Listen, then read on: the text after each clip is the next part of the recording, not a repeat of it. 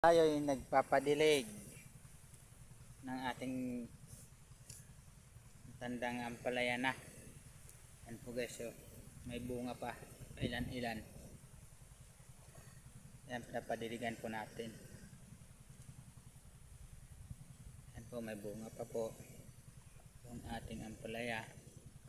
At paano, kakapitas pa kahit konti. Yan po, tuyo na ang mga dahon sa ilalim. Yan mga guys, papatubig po tayo ngayon. Yan po, may kaunting maliliit pa po yung bunga.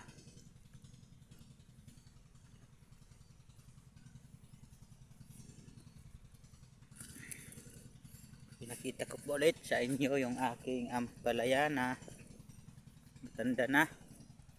Yan po guys, oh, mga balik ko na ganyan mga bunga.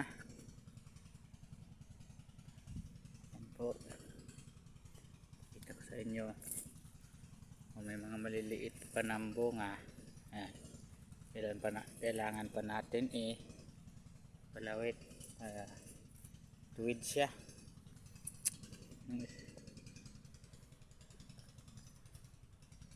Yan, may bunga pa kahit konti.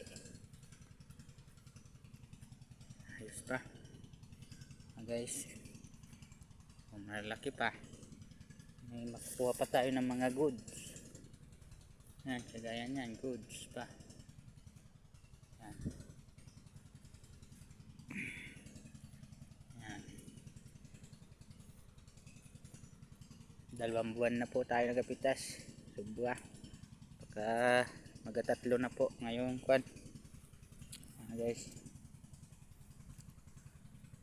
malalaki pa tayo ng bunga, paano, pailan-ilan. Yung hindi na po tayo kagandahan yung ating ampalaya.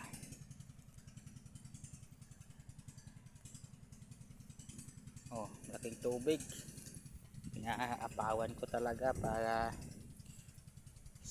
solve sa tubig.